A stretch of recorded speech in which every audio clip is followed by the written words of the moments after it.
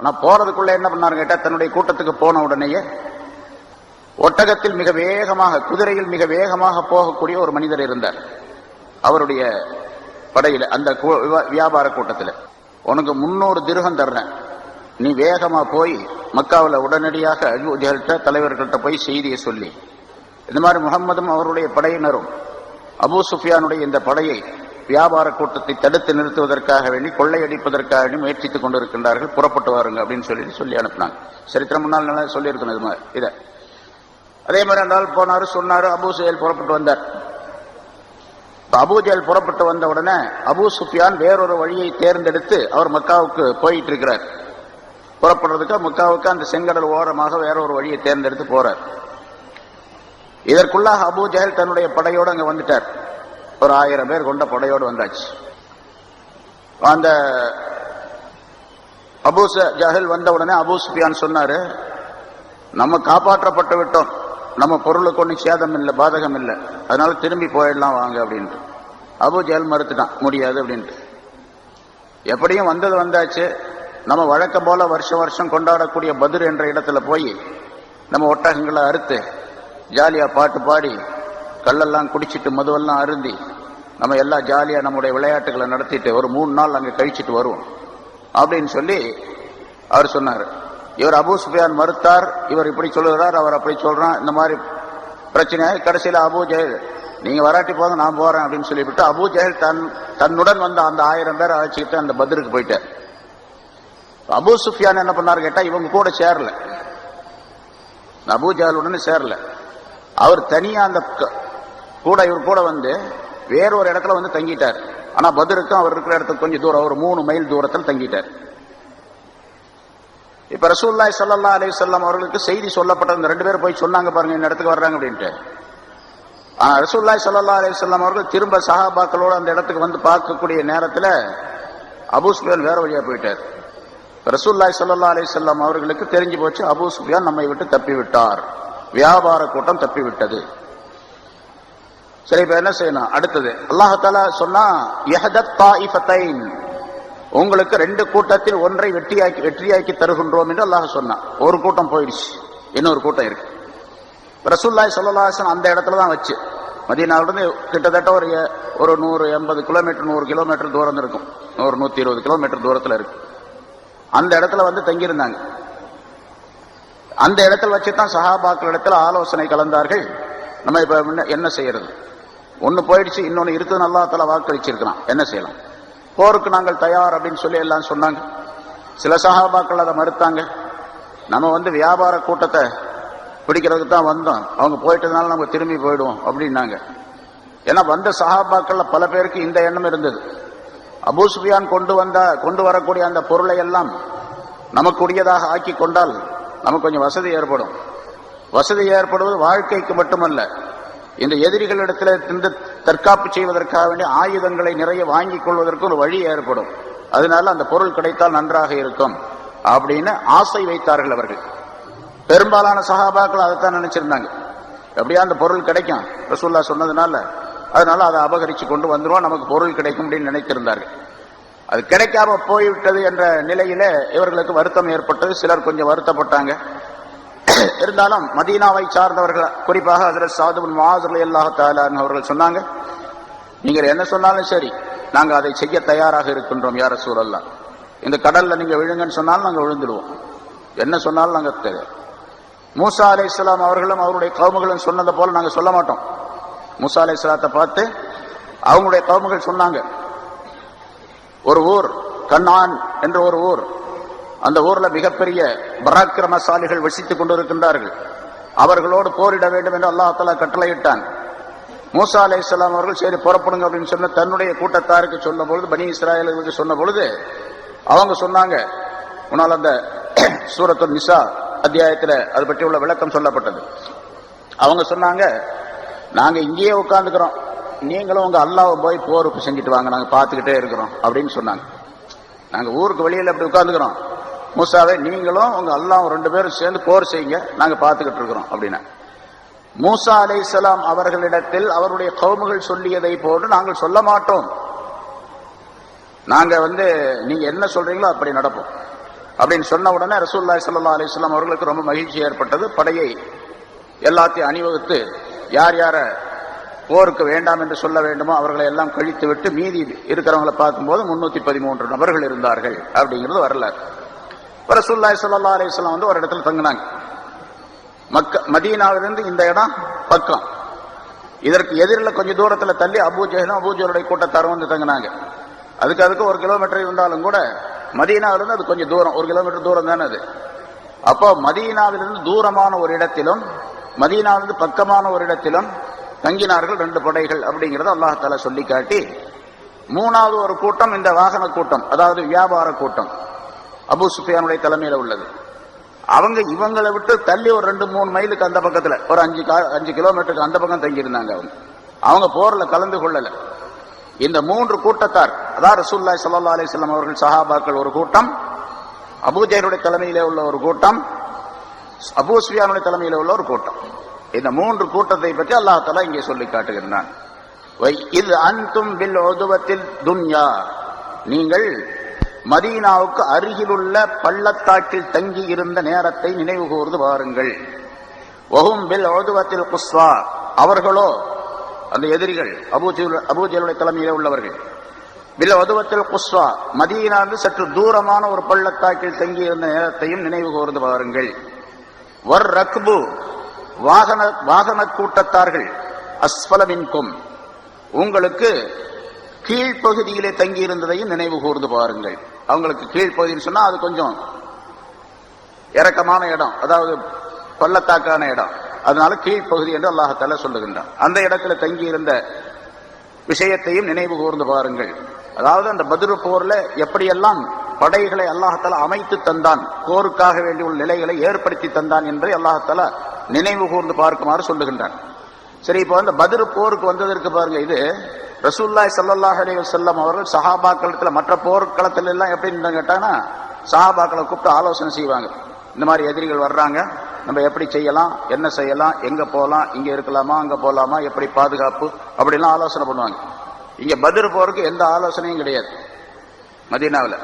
மதீனாவிலிருந்து ஆலோசனை செய்யவே இல்லை. இவங்க வந்ததெல்லாம் அந்த அபூ சுஃபியானுடைய கூட்டத்தை தடுத்து நிறுத்த வேண்டும், அந்த பொருளை எடுத்துக்கொள்ள வேண்டும் என்பதற்காக தான் வந்தாங்க. வந்த இடத்துல போர் ஆகி போச்சு, போருக்கு தயார் செய்ய வேண்டிய நிலை ஏற்பட்டு போகுது. அதனால முதல்லயே இந்த நிலை இருந்துச்சுன்னு சஹாபாக்களுடைய எண்ணங்களும் கூட சில பேருக்கு அப்படி இருந்துச்சு. முதல்லயே மதீனாவிலேயே தெரிஞ்சிருந்துச்சுன்னா நம்ம வராம இருந்துக்கலாமே அப்படின்னு கூட சில பேர் நினைச்சாங்க. இப்ப நம்மிடத்துல ஒன்னும் ஆயுதமே இல்லை, ஒன்னும் வாகனமும் இல்லை. 313 பேருக்கு சேர்ந்து 5 குதிரை தான் இருந்துச்சு. ஒரு சிலர்கிட்ட தான் ஆயுதங்கள் இருந்தது, மற்றவர்களாம் ஆயுதங்கள், சாப்பாடும் சரியான சாப்பாடு கிடையாது, உணவு கிடையாது, எந்த கவசங்களும் போர் கவசங்களும் கிடையாது. இப்படி எல்லாம் இருக்கக்கூடிய நேரத்தில் நம்ம எப்படி அவங்க வலுவானவர்கள், அவங்கள போய் எப்படி நம்ம எதிர்கொள்றது அப்படின்னு ஆரம்பத்திலேயே திட்டம் போட்டிருந்தாங்கன்னா இந்த எண்ணமெல்லாம் அதெல்லாம் போரெல்லாம் வேணாம் அப்படின்றாங்க. அதே அல்லாஹ் தஆலா சொல்லி காட்டுகின்றான், வலவ் தவாஅத்தும், நீங்கள் ஒருவருக்கொருவர் வாக்குறுதி அளித்திருந்தால், ஒருவருக்கொருவர்னா நீங்களும் முஷ்ரிக்கீங்க, மக்காவாசிகள் முதல்ல செய்தி அனுப்புறாங்க, நாங்க போருக்கு வர்றோம் அப்படின்னு சொல்லிட்டு, அல்லது இவங்க செய்தி அனுப்புறாங்க, நாங்க போருக்கு உங்களோட வர்றோம் அப்படின்னு செய்தி அனுப்புறாங்க. 2 பேரும் போருக்கு எந்த இடத்துல சந்தித்துக் கொள்ளலாம் என்று ஒருவருக்கொருவர் ஒரு இடத்தை குறிப்பிட்டு வாக்குறுதியை நீங்கள் ஆக்கி கொண்டிருந்தால், வலவு தவாஅத்தும், வாக்குறுதி அளித்திருந்தால் ஒருவருக்கொருவர், லஹ்தலஃப்தும் ஃபில் மியாத், அந்த வாக்குறுதியுடைய இடத்திலே எந்த இடத்திற்கு வர வேண்டும், எந்த இடத்துல போரிட வேண்டும் என்ற விஷயத்திலே லஹ்தலஃப்தும், நீங்கள் கருத்து மாறுபாடு கொண்டு இருப்பீர்கள். 2 பேரும் சேர்ந்து ஒத்த கருத்துக்கு வரவே முடியாது. பிஜே மாதிரி ஆகி போயிடும். நிறைய இப்ப பிஜே சொன்னதுனால அதை சொல்ல வேண்டியது இருக்குது. பாருங்க, அங்க இப்போ போன மாசம் சிதம்பரத்துல ஒரு விவாத ஒப்பந்தம் அப்படின்னு சொல்லிட்டு வச்சு என்ன, அங்குள்ள ஜமாத் உலமாவுக்கும் இவங்களுக்கும் ஒப்பந்தம் அப்படின்னு வச்சு கடைசியில் என்னாச்சுன்னு கேட்டா, அவங்க சொன்னதை ஜமாத் உலமா சொன்னது இது எதையுமே இவங்க கேட்கல, எந்த நிபந்தனைக்கு கட்டுப்படாம இருந்து கடைசியில் அந்த குறிப்பிட்ட தேதியில ஒரு 5 பேர் உட்கார்ந்துக்கிட்டு, நாங்க வந்துட்டோம், நீங்க உங்களை காணாமே, நாங்க ரெடி, நீங்க ரெடியா அப்படின்னு கேட்டாங்க. நோட்டீஸ் போட்டாங்க, நாங்க ரெடி, நீங்க ரெடியா அப்படின்னு சொல்லிட்டு. இவங்க நாங்க தயார், நீங்க தயாரான்னு நோட்டீஸ் போட்டாங்க. போட்டுக்கிட்டு கடைசியில் என்னாச்சுன்னு கேட்டா, இவங்க சொன்னதை அவங்க அந்த தௌஹீத் ஜமாத் எதையும் ஏற்றுக்கொள்ளல.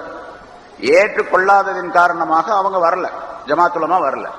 கடைசியில் என்னாச்சுன்னு கேட்டா, இந்த பாச பத்திரிகைகளும் பார்த்திருப்பீங்க, சில பேர் பார்த்திருக்கலாம் அவங்களுடைய பத்திரிகையில, அவரு அதாவது சைஃபுத்தீன் ரிஷாதி ஓடி ஒளிந்து கொண்டார் அப்படின்னு சொல்லி போட்டு அவங்க எல்லாம் வந்து உட்கார்ந்தாங்க, வரல அப்படின்னு சொல்லிட்டு. இப்ப இந்த மாதிரி வரல முதல்ல திட்டம் போட்டிருந்தா இப்படித்தான் வரும் இங்கேயும். அதே மாதிரி அங்க வேலூர் பாக்கியாத்து சாலிஹாத்துடைய உலமாக்களுக்கும் தௌஹீத் ஜமாஅத்துக்கும் இந்த விவாத ஒப்பந்தம், விவாதம் அல்ல, விவாதத்திலும் ஒப்பந்தம் நடக்கணும் அப்படின்னு சொல்லிட்டு வேலூர்ல ஒரு குறிப்பிட்ட இடத்துல வந்து ஒரு மஸ்ஜிதில், அவங்க மஸ்ஜித் அது, அந்த இடத்துல நடக்கும் அப்படின்னு சொல்லிட்டு இந்த மாசம் 1ஆம் தேதி போட்டிருந்தாங்க. இவங்க யாரும் போகல, உலமாக்கள் யாரும் போகல. காரணம் என்னன்னு கேட்டா, இவங்க சொன்ன நிபந்தனைகள் எதையும் ஏற்றுக்கொள்ள. எங்களுக்கு நேரடியா லெட்டர் வரணும், பிறகு பேசணும், எந்த இடத்துல நடக்கிறதுன்னு முதல்ல சொல்லணும், அதெல்லாம் இல்லாம அவங்க மஸ்ஜிதில் அவங்க குறிப்பிட்ட நேரத்தில் போட்டுக்கிட்டாங்க. அதனால இவங்க போகல. அவங்க வந்து உட்கார்ந்துக்கிட்டு உடனே போன் பண்ணாங்க, தந்தி கொடுத்தாங்க, இது பண்ணாங்க. கடைசியில் இப்ப வேலூர் பாக்கியாத் உலமாக்கள் ஓடி ஒளிந்து கொண்டார்கள் அப்படின்னு சொல்லி போட்டிருக்கிறாங்க. இப்ப இதே மாதிரி முன்னால ஏதாச்சும் வந்து நடந்திருந்தா, அதாவது முஷ்ரிக்கீன்கள் அந்த மக்காவாசிகள் எப்ப வரணும், நாங்க எப்ப போறது, எந்த இடத்துல சந்திக்கிறது, எப்படி போறது அப்படிங்கறதெல்லாம் பேசப்பட்டிருந்தால் போரே நடந்திருக்காது. இது திடீர்னு ஏற்படுத்தி அல்லாஹ் இப்படி ஒரு நிலையை ஏற்படுத்தி போருக்காக வேண்டி அவர்களை கொண்டு வந்து சேர்த்து விட்டான், நிறுத்தி விட்டான் போர்க்களத்திலே. வலவ் தவாஅத்தும், மூமின்களே முஷ்ரிக்குகளே, நீங்கள் ஒருவருக்கொருவர் வாக்குறுதி அளித்திருந்தால், லக்தலஃப்தும் ஃபில் மியாத், வாக்குறுதி நடைபெறக்கூடிய அந்த இடத்திலே, இடம் பற்றிய விஷயத்திலே நீங்கள் ஒருவர் கருத்து வேறுபாடு கொண்டு இருப்பீர்கள். ஆனா அல்லாஹ்வுடைய சட்ட நாட்டம் என்னவென்று சொன்னால், வலாக்கின் லியக்லி அல்லாஹு அம்ரன் கான மஃஊலா, எனினும் அல்லாஹ் தஆலா எது செய்யப்பட வேண்டும் என்பதாக இருந்ததோ, எது செய்து முடிக்கப்பட வேண்டும் என்று இருந்ததோ அந்த காரியத்தை அல்லாஹ் தஆலா நிறைவேற்றுவதற்காக வேண்டி இப்படி உங்களுக்கு கொண்டு வந்து கொடுக்கும். இந்த சண்டைக்கு போர்க்களத்திற்கு ஏற்பாடு செய்து விட்டான். வலாக்கின் எனினும் லியக்லி அல்லாஹ் தஆலா தீர்ப்பளிப்பதற்காக இந்த நிகழ்ச்சியை ஏற்படுத்தினான். அம்ரன், ஒரு விஷயத்தை தீர்ப்பளிப்பதற்காக, கான மஃஊலா, அது செய்யப்படுவது கட்டாயம், செய்யப்படுவது அவசியம் என்பதாக இருந்ததே, அப்படிப்பட்ட ஒரு விஷயத்தை தீர்ப்பளிப்பதற்காக வேண்டி இந்த நிலையை அல்லாஹ் தஆலா ஏற்படுத்தினான். சரி, ஏன் அப்படி போர்க்களத்தை போரை அல்லாஹ் தஆலா உண்டாக்கினான் என்று சொன்னால், லியஹ்லிக மன் ஹலக அன் பையினா, அழிந்து விட வேண்டியவர் மிக தெளிவாக, மக்களுக்கு முன்னால மிக தெளிவாக அழிந்து விடுவதற்காக வேண்டியும், வயஹ்யா மன் ஹய்யா அன் பையினா, வாழ வேண்டியவர், உயிரோடு வாழ வேண்டியவர் மிக தெளிவாக அவர் வாழ்வதற்காக வேண்டியும், அழிக்கப்பட வேண்டியவர்களிடம் அழிக்கப்பட்டு வாழ வேண்டியவர்கள் எல்லாம் வாழ்வதற்காக வேண்டி அல்லாஹ் தஆலா இந்த ஏற்பாட்டை செய்தான் என்று அல்லாஹ் குறிப்பிடுகின்றார். அப்ப பாருங்க, பெரும் பெரும் தலைவர்கள் எவ்வளவு பேர். இந்த அபூ ஜஹலுடைய கூட்டத்துல 1000 பேர் அப்படின்னு சொன்னோம். அப்ப ரசூலுல்லாஹி ஸல்லல்லாஹு அலைஹி வஸல்லம் கேட்டாங்க, அதாவது ஒரு மனிதர், அந்த அபூ ஜஹலுடைய கூட்டத்திலிருந்து ஒரு மனிதர் தண்ணீர் எடுப்பதற்காக வேண்டியோ அல்லது வேறு ஏதோ ஒரு வேலைக்காக வேண்டியோ வேற ஒரு இடத்திற்கு வந்தார். 2 சஹாபாக்கள் அந்த ஆளை இருக்கிறத பார்த்துட்டாங்க. அந்த ஆளை போய் பிடிச்சி அடிச்சு உதைச்சு, யார் உங்க படையில எத்தனை பேர் இருக்கிறாங்க? அவன் தெரியாது, எவ்வளவு பேர் இருக்காங்கன்னு எனக்கு தெரியாது, நான் தண்ணி கொண்டு வந்தேன், அதுதான் நான் சாப்பாட்டுக்காரன், அதாவது சமையல்காரன், அவங்களுக்கு சாப்பாடுக்கு எப்படி சமைச்சு கொடுக்குறது, தண்ணி கொண்டு போறதுக்கு வந்து என்ன விட்டுடுங்க அப்படின்னு. முடியாது அப்படின்னு என்னென்னமோ பண்ணி பார்த்தாங்க. அவன் உண்மையை சொல்றாப்புல இல்லை அந்த ஆளு. உடனே ரசூலுல்லாஹி ஸல்லல்லாஹு அலைஹி வஸல்லம் அவர்கள்ட்ட கொண்டு வந்துட்டாங்க. அந்த ஆளை கொண்டு வந்தோடனே, அவனை அடிக்காதீங்க, அந்த ஆளை விட்டுடுங்க அப்படின்னா. விட்டுடுங்க, ஆளை விட்டு, நீங்க வாப்பா, ஒரு நாளைக்கு எத்தனை ஒட்டகம் இருக்கிறாங்க அதை சொல்லு அப்படின்னு கேட்டாங்க ரசூல். ஒரு நாளைக்கு எத்தனை ஒட்டகம் இருக்கிறாங்க? நீங்க அவர் சமையல் வேலை செய்யறவர்னு வச்சுங்க, 9ல இருந்து 10 வரைக்கும், ஒரு நாளைக்கு 9, ஒரு நாளைக்கு 10 அப்படின்னு சொல்லி சொன்னாங்க. அப்ப ரசூலுல்லாஹி ஸல்லல்லாஹு அலைஹி வஸல்லம் அவர்கள் சொன்னாங்க, சரி அப்படின்னு சொன்னா இவங்களுடைய கூட்டத்துல 900 to 1000 பேர் வரைக்கும் இருக்கிறாங்கன்னு அர்த்தம் அப்படின்னு சொன்னாங்க. ஏன்னா ஒரு ஒட்டகம் 100 பேத்துக்கு உள்ளது, அந்த காலத்துல உள்ள ஒரு ஒட்டகம் சாப்பாட்டுக்கு 100 பேத்துக்கு உள்ளது. 9ல இருந்து 10 ஒட்டகம் அப்படின்னு சொன்னா, அப்போ ஒரு ஒட்டகத்துக்கு 100 பேர் அப்படின்னு சொன்னா 1000 பேர் இருக்கிறாங்க. 10 ஒட்டகத்துக்கு 9 ஒட்டகம் சொன்னா 900 பேர் இருக்கிறாங்க. அவன் ஒரு தோராயமா சொல்றாரு இருந்தால், சொன்ன உடனே ஒரு 1000 பேர் இருப்பாங்க அப்படின்னு ரசூலுல்லாஹி ஸல்லல்லாஹு அலைஹி வஸல்லம் அவர்கள் சொன்னாங்க. முதல்ல இப்படி கேட்டாங்க, எவ்வளவு பேர் இருக்காங்கன்னு சொல்ல மறுத்தா எனக்கு தெரியாது அப்படின்ட்டு இருந்தால், ரசூலுல்லாஹி ஸல்லல்லாஹு அலைஹி வஸல்லம் திரும்ப இப்படி கேட்டாங்க, சரி, அங்க முக்கியமான மனிதர்கள் யார் இருக்கிறாங்க அப்படின்னு சொல்லி கேட்டாங்க. அப்ப அந்த மனிதன் சொன்னா, உத்பத் இப்னு ரபியா. இவங்கெல்லாம் தலைவர்கள். இப்ப சொல்றவங்க கிட்டத்தட்ட ஒரு 10-15 பேர், மிகப்பெரிய தலைவர்கள், மிகப்பெரிய வசதி படைத்தவர்கள், மக்காவில ஆட்சியாளர்களை போன்று இருக்கக்கூடியவர்கள் அவர்கள்லாம். உத்பத் இப்னு ரபியா, ஷைபா பின் ரபியா, ரபியாவுடைய 2 மகன்கள் உத்பா ஷைபா, அபுல் பக்தரி இப்னு ஹிஷாம், ஹக்கீம் இப்னு ஹிசாம், நௌஃபல் இப்னு குவைலித், ஹாரிஸ் இப்னு ஆமிர், துவைமா இப்னு அதி, நவ்ர் இப்னு ஹாரிஸ், ஜம்மா பின் அஸ்வத், அபு ஜஹல் இப்னு ஹிஷாம், உமையத் இப்னு ஹலஃப், அவருடைய 2 மக்கள்கள், அதாவது உமையத் இப்னு ஹலஃபுடைய 2 மகன்கள், அவங்க எல்லாம் பெரிய தலைவர்கள். சுஹைல் இப்னு அம்ரு, அம்ர் இப்னு அப்த உத், இப்படிப்பட்ட பெரும் தலைவர்கள் எல்லாம் அதுல இருக்கிறாங்க அப்படின்னு அந்த ஆள் மூலமா தெரிஞ்சார். ரசூலுல்லாஹி ஸல்லல்லாஹு அலைஹி வஸல்லம் இந்த மனிதர்கள் எல்லாம் இருக்கிறார்கள் என்று கேட்ட உடனே ரசூலுல்லாஹி ஸல்லல்லாஹு அலைஹி வஸல்லம் சொன்னாங்க, ஹாதிஹி மக்கா கத் அல்கத் இலைக்கும் அஃலாஸ் கபிதிஹா. மக்கா நகரம் தன்னுடைய ஈரல் துண்டுகளாகி இந்த மனிதர்களை எல்லாம் இங்கே கொண்டு வந்து போட்டு விட்டது அப்படின்னு சொன்னாங்க. மக்காவுடைய ஈரல் குலைகளை, ஈரல் துண்டுகளை போன்று உள்ளவர்கள் இவர்கள் எல்லாம் அழிக்கப்படவிருக்கின்றார்கள் என்பதாக ரசூலுல்லாஹி ஸல்லல்லாஹு அலைஹி வஸல்லம் சொல்லிவிட்டு சொன்னார்கள். இப்ப சொல்லப்பட்ட இந்த மனிதர் ரசூலுல்லாஹி ஸல்லல்லாஹு அலைஹி வஸல்லம் அந்த போர்க்களத்தில் இப்ப நிக்கிறாங்க. எந்த இடத்துல பத்ர் போர் நடந்தோ அந்த இடத்துல தங்களுடைய கைத்தடியினால ஒரு இடத்துல அடையாளமிட்டு, இந்த இடத்தில் இந்த சொல்லப்பட்ட இந்த தலைவன் விழுவான், அதாவது இறந்து விடுவான், இந்த இடத்தில் இந்த மனிதன் விழுவான், இந்த இடத்தில் இந்த மனிதன் விழுந்து இறவான், இந்த இடத்தில் இவன் கொல்லப்படுவான் என்றெல்லாம் ரசூலுல்லாஹி ஸல்லல்லாஹு அலைஹி வஸல்லம் அவர்கள் அந்த தலைவருடைய பெயரை சொல்லி சொல்லி ஒவ்வொரு இடத்தையும் சுட்டி காட்டி கோடு போட்டு சொன்னார்கள். பின்னால் அறிவிக்கக்கூடியவர்கள் அறிவிக்கின்றார்கள், எந்த இடத்திலே ரசூலுல்லாஹி ஸல்லல்லாஹு அலைஹி வஸல்லம் கைத்தடியால் கோடு போட்டார்களோ அந்த இடத்தை விட்டு ஒரு அங்குலம் கூட நகரவே இல்லை, அவரவர் அந்த இடத்தில் தான் விழுந்து மடிந்தார்கள் என்பதாக. அதனால்தான் இந்த போரை அல்லாஹ் தஆலா ஏற்பாடு செய்தான் என்பதை அல்லாஹ் இதிலே குறிப்பிடுகின்றான். லியஹ்லிக மன் ஹலக அன் பையினா, மிக தெளிவாக எல்லாரும் பார்த்து கொண்டிருக்கக்கூடிய நிலையிலே, மறைமுகமாகவோ அல்லது இருட்டு நேரத்திலேயோ அல்லது வேறு ஏதாவது ஒரு மறைந்திருக்கக்கூடிய மறைமுகமாக, இப்ப நிறைய ஒரு ஏதாவது ஒருத்தர் அழிக்கிறதா இருந்தா மறைமுகமாக பல வேலைகள் நடக்குதா இல்லையா? மனித குண்டு வெடிக்குது, அப்புறம் துப்பாக்கியால சுடுறான், மறைஞ்சிருந்து சுடுறான், அப்படி இப்படின்னு சொல்லிட்டு யாரு சுட்டாங்கன்னு தெரியல, அடையாளம் தெரியல, அப்படியெல்லாம் இல்ல. அடையாளம்னா தெளிவா தெரியுது. பையினா அப்படின்னு சொன்னா மிக தெளிவாக எல்லாரும் பார்த்துக்கிட்டு இருக்கக்கூடிய நிலையிலேயே. லியஹ்லிக மன் ஹலக, அழிந்து விட வேண்டியவர் அழிவதற்காக வேண்டியும், வயஹ்யா மன் ஹய்ய அன் பையினா, தெளிவாகவே உயிர் வாழுகின்றவர் வாழ வேண்டியவர் வாழ்வதற்காக வேண்டியும் அல்லாஹ் தஆலா இந்த போரை நடத்தினான். இன்னல்லாஹ் ஸமீஉன் அலீம், நிச்சயமாக அல்லாஹ் தஆலா கேட்கக்கூடியவனாக இருக்கின்றான். உங்களுடைய துஆக்கள், உங்களுடைய சொற்களை எல்லாம் கேட்கக்கூடியவனாக இருந்து கொண்டிருக்கின்றான். இந்த போர் நடைபெறுவதற்கு முன்னால் ரசூலுல்லாஹி ஸல்லல்லாஹு அலைஹி வஸல்லம் அவர்களும் சஹாபாக்களும் எப்படியெல்லாம் அல்லாஹ் தஆலா இடத்தில் கெஞ்சி துஆ கேட்டார்கள், எப்படியெல்லாம் அழுதார்கள், எப்படியெல்லாம் கோரிக்கைகளை வைத்தார்கள், அத்தனையும் ஸமீஉ, அவன் கேட்கக்கூடியவனாக இருக்கின்றான். அலீம், அவன் அறிந்தவனாக இருக்கின்றான்.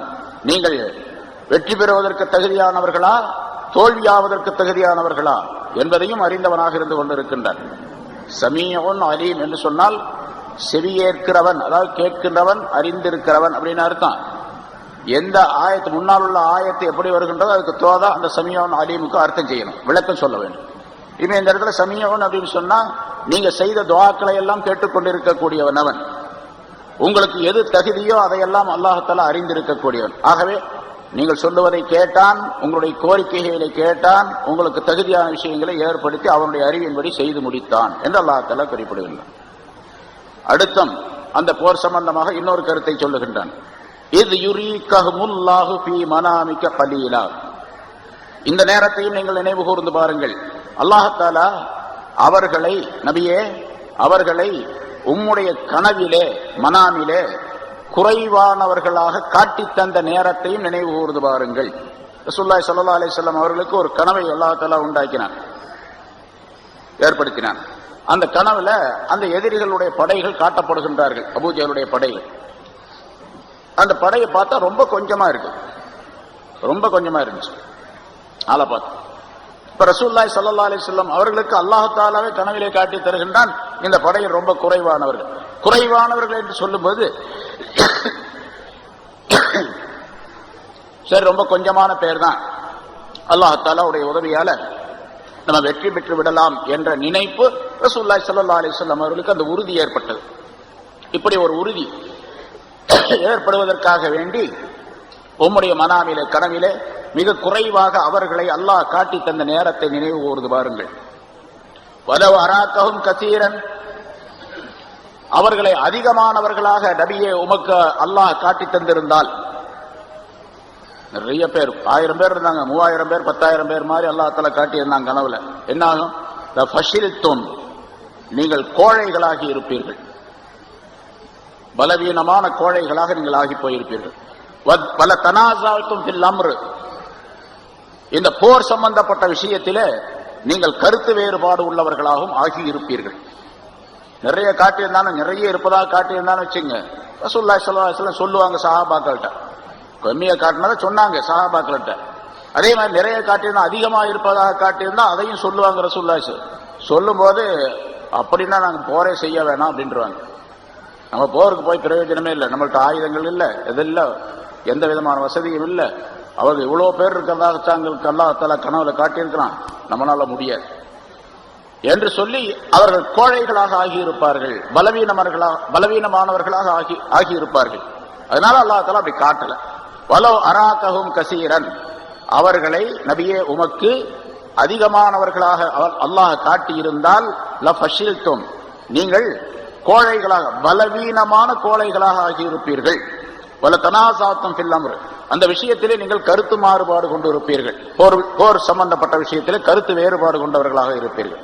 ஆனாலும் வலாக்கின் அல்லாஹ் சல்லம், எனினும் அல்லாஹ் தஆலா உங்களை காப்பாற்றி விட்டான்.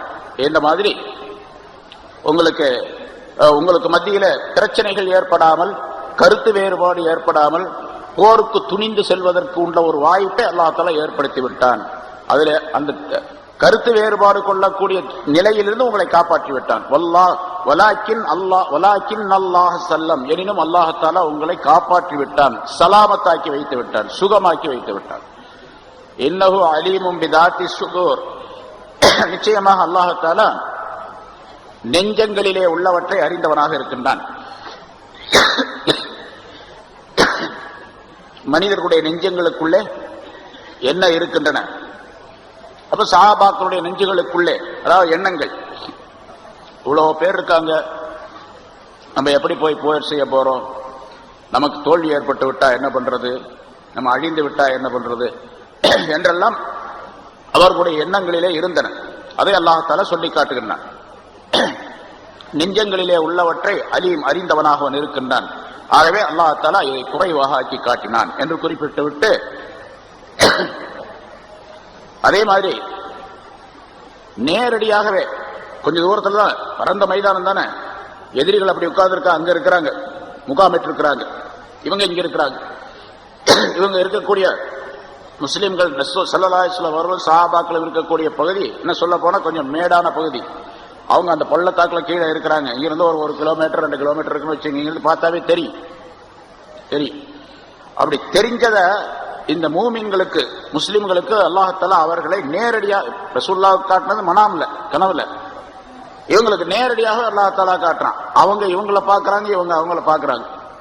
எப்படி பார்க்கறாங்க அப்படின்னு சொன்னா, நேரடியா பார்க்கும் போதும் கூட அவங்க குறைவானவர்களாக இருப்பதாக இவங்களுக்கு தெரியுது. அதே மாதிரி அவங்க பார்க்கறாங்க இந்த முஸ்லிம்கள் ரொம்ப கொஞ்சம் பேர் இருக்கிறதாக அவங்களுக்கு தெரியுது. இப்படி ஒரு காட்சியை அல்லாஹ் தஆலா நேரடியாகவே காட்டி தந்தான். அதையும் அல்லாஹ் சொல்லுகின்றான், இது யுரீக்குமூஹும், அவர்களை உங்களுக்கு அல்லாஹ் காட்டி தந்த நேரத்தை நினைவு கூர்ந்து பாருங்கள். இதில் தகைத்தும் ஃபீ ஆயுனி, இதில் தகைத்தும், நீங்கள் ஒருவருக்கொருவர் சந்தித்துக் கொண்ட நேரத்தில், ஒருவருக்கொருவர் பார்த்துக்கிறீங்க, சந்தித்துக் கொண்ட நேரத்தில் அவர்களை உங்களுக்கு காட்டி தந்த நேரத்தை எப்படி காட்டி தந்தான்? ஃபீ ஆயுனிக்கும், உங்களுடைய கண்களிலே, நேரடியாகவே உங்களுடைய கண்களிலே, கனவுல இல்ல. கலீலன், குறைவானவர்களாக காட்டி தந்த நேரத்தை நினைவு கூர்ந்து பாருங்கள். அவர்களை உங்களுடைய கண்களிலே உங்களுக்கு குறைவானவர்களாக காட்டி தந்த நேரத்தை நினைவு கூர்ந்து பாருங்கள். அதே மாதிரி பல்லிலுக்கும் அவர்களுடைய கண்களிலே உங்களை குறைவானவர்களாக அவர்களுக்கு காட்டி தந்த நேரத்தையும் நினைவு கூர்ந்து பாருங்க. அவங்க பார்க்கறாங்க, இவங்க பார்த்தா கம்மியா தெரியுது. இவங்க அங்க பார்க்கறாங்க, அவங்கள பார்த்தா கம்மியா தெரியுது. அதுல இப்னு மஸ்ஊத் ரலியல்லாஹு தஆலா அவங்க சொல்றாங்க, ஒருத்தர் சொன்னாரு, எவ்வளவு பேர் இருப்பாங்க, ரொம்ப கொஞ்சமா தெரியுது, எவ்வளவு பேர் இருப்பாங்க சொல்லுங்க பார்க்கலாம் அப்படின்னு சொல்லி கேட்டாங்க. அவர் சொன்னார், என்ன 70 இருந்து 100 பேருக்குள்ள இருக்கலாம் அப்படின்னு சொல்லி சொன்னார். இங்கிருந்து பார்த்தா அவ்வளவு தெரியுது, 1000 பேர் இருக்கிறாங்க. அவங்களுக்கு பார்த்தா எப்படி தெரியுது, ஒன்னும் 70 இருக்கலாம் அல்லது 100 இருக்கலாம் அப்படின்னு சொல்லி சொன்னாங்க. அவ்வளவு குறைவாக அல்லாஹ் தஆலா காட்டி தந்தான். இதே போன்று அவர்களுடைய கண்களுக்கு, எதிரிகளுடைய கண்களுக்கு உங்களை குறைவானவர்களாக காட்டி தந்தான். அபூஜல் பார்த்தா, அங்கிருந்து பார்த்தா முஸ்லீம்களை பார்க்கறான், ரொம்ப கொஞ்சமா தெரியுது. இவங்க 300 பேர் மாதிரி தெரியல, 3 பேர் மாதிரி தெரியுது வச்சுங்க. உதாரணத்துக்கு சொல்றேன், எத்தனை பேர் நீங்க 70ன்னு சொல்லி ஒரு இது சொல்றாங்க, அந்த இதுல அந்த செய்தி கிடையாது. இருந்தாலும் 300 பேர் மாதிரி தெரியல, ரொம்ப கம்மியா தெரியுது.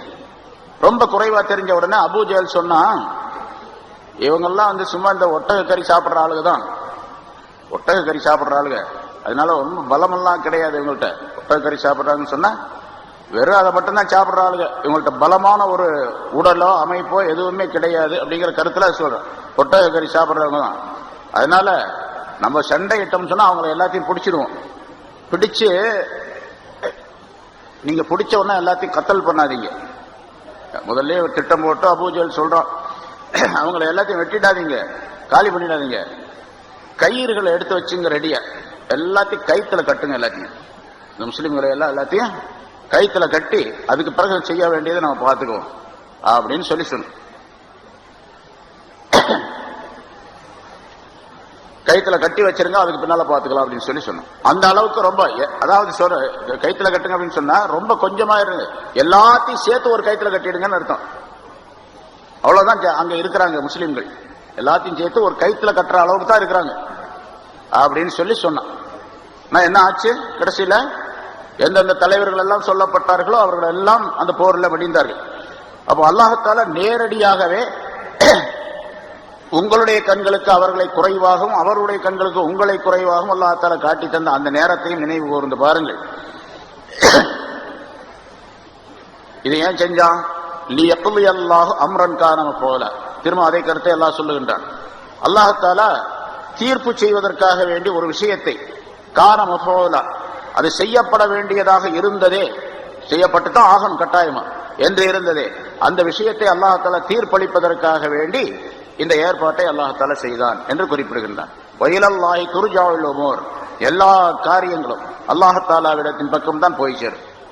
அவங்க போய் அல்லாஹ்ட்ட போய் சேர்ந்தாங்க என்பது மட்டுமல்ல, நீங்களும் வந்து சேருவீங்க. எல்லாரும் அப்படித்தான், எல்லா காரியங்களும் எல்லா விஷயங்களும் அல்லாஹ்விடத்தில் திரும்பி செல்லக்கூடியவையாக, மீண்டு செல்லக்கூடியவையாக இருக்கின்றன. வயிலல்லாஹி துர்ஜாஉல் உமூர், எல்லா காரியங்களும் அல்லாஹ் தஆலாவிடத்தில் திரும்பி செல்லக்கூடியவையாக, துர்ஜா மீட்டப்படக்கூடியவையாக இருக்கின்றன. அப்ப அந்த நேரத்தில் அல்லாஹ் தஆலாவிடத்தில் வரும்போது அவன் அவர்களுக்கு தகுந்த மாதிரி யாருக்கு என்னென்ன கூலி கொடுக்கணுமோ அந்த கூலியை கொடுப்பான் என்று அல்லாஹ் தஆலா சொல்லி முடிக்கின்றான். இங்க இன்னொரு விஷயம் கவனிக்கணும். முன்னால் சூரத்து ஆல இம்ரான்ல, யாருக்கு ஞாபகம் இருக்காது, ஆல இம்ரான்ல ஒரு செய்தி அல்லாஹ் தஆலா சொன்னா, பத்ர் போர் சம்பந்தமாக சொல்லும் போது, அது கான லக்கும் ஆயத்துன் ஃபீ ஃபிஅத்தைன் தகதா ஃபிஅத்துன் துகாத்திலு ஃபீ ஸபீலில்லாஹி உக்ரா காஃபிரத்துன் யரவுனஹும் ரஅயல் ஐன். அதாவது அந்த ஆயத்தில் அல்லாஹ் தஆலா சொல்லும்போது, அந்த காபிர்களை 2 மடங்காக அல்லாஹ் தஆலா முஸ்லிம்களுக்கு காட்டினான். முஸ்லிம்களை காபிர்களுக்கு 2 மடங்காக காட்டினான் என்று அல்லாஹ் தஆலா சொல்லுகின்றான்.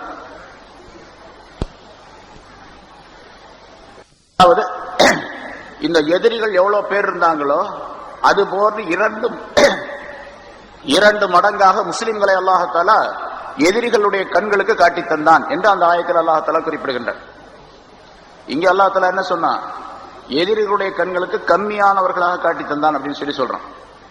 அந்த ஆயத்துல சூரத்து ஆல இம்ரான்ல இவங்க 1000 பேர் இருந்தாங்கல்ல, முஸ்லிம்களை இவங்க பாக்குறாங்க, பார்த்தா 2000 பேர் மாதிரி தெரியுது இவங்களுக்கு. அந்த ஆயத்துல அதிகமாக காட்டி தந்தான் அப்படின்னு இருக்குது, இந்த ஆயத்துல கம்மியா காட்டி தந்தான் இருக்குது. என்ன அர்த்தம், ஒரு ஆயத்து இந்த ஆயத்துக்கு அந்த ஆயத்துக்கு மாறுபடுது என்று சொன்னால் அதற்கு விளக்கம் சொல்லப்பட்டு இருக்கின்றது. இந்த குறைவாக முஸ்லிம்களை எதிரிகளுடைய கண்களுக்கு குறை, அதாவது அவங்க அந்த இடத்துல தங்கி இருக்கிறாங்க, இவங்க இந்த இடத்துல தங்கி இருக்கிறாங்க, ரெண்டு பேரும் அங்கிருந்து பாக்குறாங்க, இவங்க இங்க பாக்குறாங்க, பார்க்கக்கூடிய நேரத்தில் ரெண்டு பேருக்குமே இவங்க கம்மியா அவங்க கம்மியா தெரியுறாங்க அப்படின்னு அர்த்தம். அந்த சூரை ஆல இம்ரான்ல சொன்ன அர்த்தம் அந்த விஷயம் எப்பன்னு கேட்டா, போர் நடக்கக்கூடிய நேரத்தில் போர் ஆரம்பமாயிடுச்சு. போர் ஆரம்பமான பின்னால அல்லாஹ் மலக்குகளை இறக்கி வைத்தார்.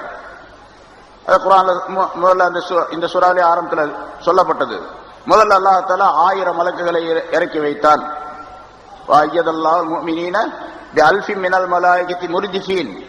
தொடராக வந்த 1000 மலக்குகள், அப்புறம் ஒரு 2000 மலக்குகளை சேர்த்து 3000 பேரு, இன்னொரு 2000 பேர் சேர்த்து 5000 பேரு, 5000 மலக்குகளை அல்லாஹ் இறக்கி வச்சான்.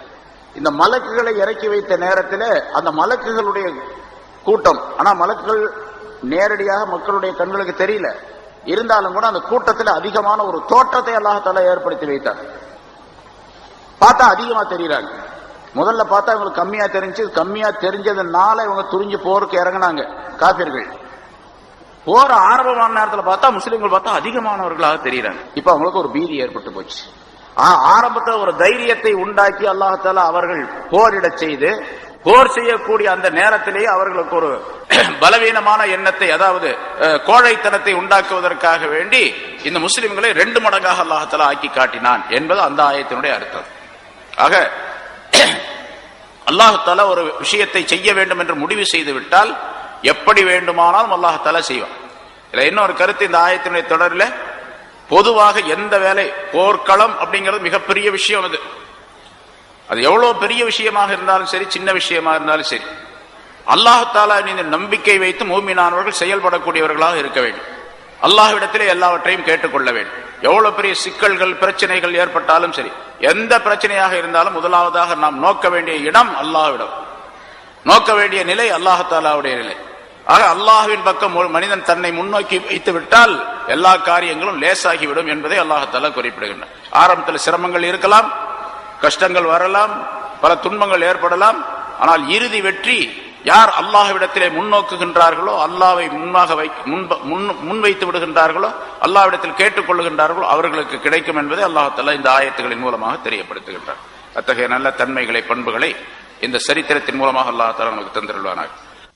أعمالنا من يهده الله فلا مضل له ومن يضلله فلا هادي له ونشهد أن لا إله إلا الله وحده لا شريك له ونشهد أن سيدنا ونبينا مولانا محمدا عبده ورسوله أرسله الله بالحق بشيرا ونذيرا وداعيا إلى الله بإذنه وسراجا منيرا. أما بعد فقد قال الله تعالى في كلامه القديم: أعوذ بالله من الشيطان الرجيم. بسم الله الرحمن الرحيم. يا أيها الذين آمنوا إذا لقيتم فئة فاثبتوا واذكروا الله كثيرا لعلكم تفلحون. وأطيعوا الله ورسوله ولا تنازعوا فتفشلوا وتذهب ريحكم واصبروا إن الله مع الصابرين. ولا تكونوا كالذين خرجوا من ديارهم بطرا ورئاء الناس ويصدون عن سبيل الله والله بما يعملون محيط. وإذ زين لهم الشيطان أعمالهم وقال لا غالب لكم اليوم من الناس وإني جار لكم فلما تراءت الفئتان نكص على عقبيه وقال إني بريء منكم إني أرى ما لا ترون إني أخاف الله والله شديد العقاب. صدق الله. கண்ணியத்திற்குரிய பெரியோர்களே, சகோதரர்களே, அல்லாஹ் தஆலாவுடைய கிருபையால் 622வது வாரமாக தப்சீருடைய தொடர் பயான் இப்பொழுது ஆரம்பிக்கப்படுகிறது. சூரத்துல் அன்ஃபால் என்ற அத்தியாயத்தின் 44 ஆயத்துகள் இதற்கு முன்னால் விளக்கம் சொல்லப்பட்டிருக்கின்றன. சென்ற வாரம் சொல்லப்பட்ட ஆயத்தில் பத்ர் போர் சம்பந்தமாக பல விளக்கங்களை அல்லாஹ் தஆலா குறிப்பிட்டான். பத்ருடைய அந்த நேரத்திலே அல்லாஹ் தஆலா மூமின்களுக்கு செய்த உதவிகள் பலவற்றை வரிசையாக சொல்லி காட்டினான். அடுத்து போர்க்களத்திலே இருக்கக்கூடிய முறை சிலவற்றை பற்றி அல்லாஹ் குறிப்பிடுகின்றான். மூமின்கள் முஸ்லிம்கள் போர்க்களத்திலே எப்படி இருக்க வேண்டும் என்பதை பற்றி. யா அய்யுஹல்லதீன ஆமனு, ஈமான் கொண்டவர்களே, இதா லகீதும் ஃபிஅத்தன், எதிரி படையினரை நீங்கள் சந்தித்தால், ஃபஸ்புது, நீங்கள் நிலைத்து நில்லுங்கள், உறுதியோடு இருங்கள், போர்க்களத்திலே உறுதியோடு இருங்கள். போர்க்களத்திலே நிற்போமா வேண்டாமா என்ற சந்தேகம் வரக்கூடாது. போரிடலாமா வேண்டாமா என்ற எண்ணம் வரக்கூடாது. உறுதியோடு அந்த போர்க்களத்திலே நின்று இருக்க வேண்டும். அப்படி வெறுமனே உறுதியோடு நின்றிருந்தால் மட்டும் போதாது, உங்களுடைய உறுதி மட்டும் போதாது. போர்க்களத்திலே நீங்கள் வெற்றி கொள்வதற்கு அல்லாஹ்வை நினைவு கூற வேண்டும். வத்குருல்லாஹ கஸீரா, அல்லாஹ்வை அதிகமாக நினைவு கூர்ந்து கொள்ளுங்கள், திக்ர் செய்து கொள்ளுங்கள். லஅல்லகும் துஃப்லிஹூன், நீங்கள் வெற்றி பெற்றவர்களாக ஆகிவிடலாம் என்று அல்லாஹ் தஆலா குறிப்பிடுகின்றார். போர்க்களத்திற்கு செல்லுவதற்கு முன்னதாக போர் வந்தால் நன்றாக இருக்குமே, எதிரிகளை சந்தித்தால் நன்றாக இருக்குமே, எதிரிகளோடு மோதினால் நமக்கு நாம் இன்னென்ன மாதிரி நம்முடைய பராக்கிரமங்களை எல்லாம் காட்டலாமே என்றெல்லாம் நினைக்க கூடாது. போர் ஏற்பட்டுவிட்டால் பிறகு அங்கிருந்து பின்வாங்கக்கூடாது. போர்க்களத்தில் உறுதியாக நிற்க வேண்டும். போர்க்களத்திலே தடுமாற்றம் இருக்கக்கூடாது என்று அல்லாஹ் இங்கே குறிப்பிடுகின்றார். ரசூலுல்லாஹி ஸல்லல்லாஹு அலைஹி வஸல்லம் அவர்கள் ஒரு போருடைய நேரத்திலே சொன்னார்கள், நீங்கள் எதிரிகளை சந்தித்தால் எதிரிகளை சந்திப்பது, எதிரிகளை போர்க்களத்திலே சந்திக்க வேண்டும் என்று நீங்கள் ஆசைப்படாதீர்கள். ஆனால் அப்படி சந்திக்க வேண்டிய சூழ்நிலை ஏற்பட்டால், நிர்பந்தம் ஏற்பட்டுவிட்டால், நீங்கள் அல்லாஹ் தஆலாவிடத்தில் உதவி தேடுங்கள். போர்க்களத்திலே எதிரிகளை சந்திக்க வேண்டும் என்று ஆசைப்படக்கூடாது. ஆனால் அப்படி ஒரு சந்தர்ப்பம் ஏற்பட்டுவிட்டால் நீங்கள் அங்கே பொறுமையாக இருக்க வேண்டும். ஏனென்று சொன்னால், சொர்க்கம் கிடைப்பது என்பது வாள்களின் நிழலுக்கு கீழே தான் இருக்கின்றது என்பதாக ரசூலுல்லாஹி ஸல்லல்லாஹு அலைஹி வஸல்லம் அந்த நேரத்திலே சொன்னார்கள். லா ததமன்னவு லிகா அல் அதுவ் வஸ்அலுல்லாஹ் அல் ஆஃபியா, எதிரிகளை சந்திக்க வேண்டும் என்று நீங்கள் ஆசைப்படாதீர்கள். எதிரிகளை சந்தித்து போர் நடக்க வேண்டும் என்பதை விட்டு அல்லாஹ் நம்மை காப்பாற்ற வேண்டும் என்பதாக முதலாவதாக நீங்கள் நினையுங்கள். அல்லாஹ்விடத்தில் இதை கேட்டுக்கொள்ளுங்கள். ஆனால் போர் நடக்க வேண்டிய சூழ்நிலை ஏற்பட்டால், நிர்பந்தம் ஏற்பட்டுவிட்டால், இங்கே ரசூலுல்லாஹி ஸல்லல்லாஹு அலைஹி வஸல்லம் சொல்லுவதுடைய அந்த வாசகத்தினுடைய கருத்து நமக்கு நன்றாக விளங்கும்.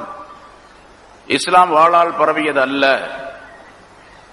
ரசூலுல்லாஹி ஸல்லல்லாஹு அலைஹி வஸல்லம் அவர்கள் வலிய சென்று போர்க்களத்தை ஏற்படுத்தி கொண்டவர்கள் அல்லர். போருக்கு ரசூலுல்லாஹி ஸல்லல்லாஹு அலைஹி வஸல்லம் அவர்கள் வலிய செல்லவில்லை. போர் செய்ய வேண்டும் என்று சஹாபாக்களை தூண்டவில்லை என்பதெல்லாம் இந்த வாசகத்தினுடைய கருத்து. லா ததமன்னவு லிகா அல் அதுவி, எதிரிகளை சந்திப்பதை நீங்கள் ஆசை வைக்க வேண்டாம். அதே போல வஸ்அலுல்லாஹ் அல் ஆஃபியா, எதிரிகளை சந்திக்காமல் இருக்க வேண்டும் என்பதற்காக வேண்டி அல்லாஹ்விடத்தில் நீங்கள் கேட்டுக்கொள்ளுங்கள், அல்லாஹ்விடத்தில் துஆ கேளுங்கள் என்று சொல்லக்கூடிய இந்த வாசகம் சரித்திரத்திலே மிக முக்கியமான ஒரு வாசகம், முக்கியமான கருத்துள்ள ஒரு வாசகம். உலகத்திலே ரசூலுல்லாஹி ஸல்லல்லாஹு அலைஹி வஸல்லம் அவர்கள் நிர்பந்தத்தின் காரணமாக நிர்பந்தம் செய்து இஸ்லாத்தை பரப்பினார்கள் என்று நல்ல சரித்திர ஆசிரியர் எவருமே சொல்ல முடியாது, எவருமே சொல்லவும் இல்லை. பொறாமைக்காக வேண்டி, இஸ்லாத்தின் மீது கொண்ட துவேஷத்திற்காக வேண்டி சொல்லக்கூடியவர்கள் இருக்கின்றார்களே தவிர, உண்மையிலேயே ரசூலுல்லாஹி ஸல்லல்லாஹு அலைஹி வஸல்லம் உடைய சரித்திரங்களை, அவர்களுடைய வாசகங்களை தெரிந்தவர்கள் அப்படி சொல்ல முடியாது. இந்த வாசகங்கள் எல்லாம் அதற்கு சான்றுகள். ஆனால் ஃபைதா லகீதுமூஹும், அவர்களை நீங்கள் போர்க்களத்திலே சந்தித்தால், அப்படி ஒரு சூழ்நிலை ஏற்பட்டுச்சு, நிர்பந்தமான சூழ்நிலை. இப்ப பத்ர் போர், பத்ர்ல ரசூலுல்லாஹி ஸல்லல்லாஹு அலைஹி வஸல்லம் சண்டை போடணும்லாம் விரும்பல. சண்டைக்காக வேண்டி புறப்பட்டு வரவும் இல்லை. சென்ற வாரம் விளக்கம் சொல்லப்பட்டது. வந்த இடத்துல சண்டை செய்ய வேண்டிய சூழ்நிலை ஏற்பட்டது. போர்க்களத்திற்கு வந்தார்கள். இப்ப வந்த பிறகு என்ன பண்ணணும்னு கேட்டா, ஃபஸ்பிரு, நீங்கள் பொறுமையாக இருங்கள். வாலமு, அறிந்து கொள்ளுங்கள். அன்னல் ஜன்னத தஹ்த ظிலாலி ஸுயூஃப், வாளின் நிழலில் தான் சொர்க்கம் இருக்கின்றது என்பதையும் புரிந்து கொள்ளுங்கள் என்பதாக சொன்னார். போர்க்களத்துக்கு வந்துட்டா அப்புறம் என்ன செய்யணும்? ஃபஸ்புத்து, அல்லாஹ் சொல்லுகின்றான், உறுதியோடு நில்லுங்கள்.